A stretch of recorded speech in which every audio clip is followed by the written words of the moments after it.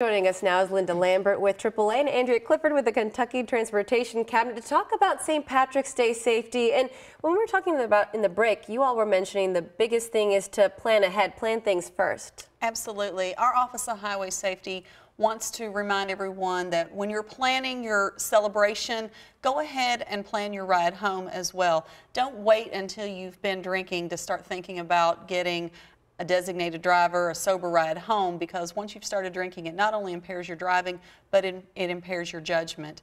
You know, drunk driving crashes are 100% preventable as long as people will take the time to go ahead and plan before they start celebrating so they can celebrate responsibly.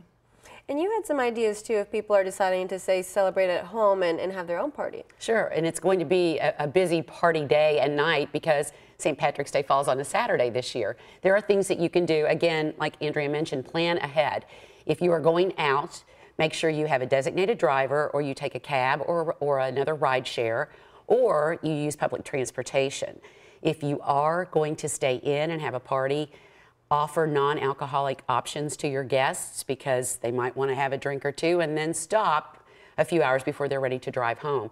If they are impaired, offer your house for overnight guests if possible, or maybe get them a hotel room, and don't be afraid to take the keys. Friends and family, you could be saving a life.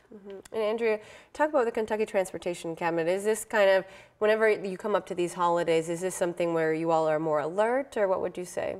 Absolutely, and we go back and look at statistics, and from the previous year, there were 36 drunken driving related crashes during the St. Patrick's Day holiday, and that's from 6 p.m. on the 16th until 6 a.m. on the 18th. Now, fortunately, none of those had fatalities associated with them, but, you know, we want to keep it that way. We want to keep, you know, fatalities down. We'd like to eliminate them altogether, and with drunken driving crashes, like we say, it is 100% preventable, but we know that these certain holidays, like St. Patrick's Day, Super Bowl, you know, 4th of July, we know there's going to be a lot of extra celebrating, and we just want to get the word out there to have people celebrate responsibly. Extra celebrating. Well, the last thing, Linda, what would you add to tell viewers at home? You need to remember that if you do happen to get a DUI, not only is it going to destroy your driving record and raise your insurance, that's just part of the cost. It is much more costly than anyone ever imagines until they go through it. So it doesn't look great on your record, but it also is going to cost you a fortune. Well, thank you all so much for joining us on this Friday. Well,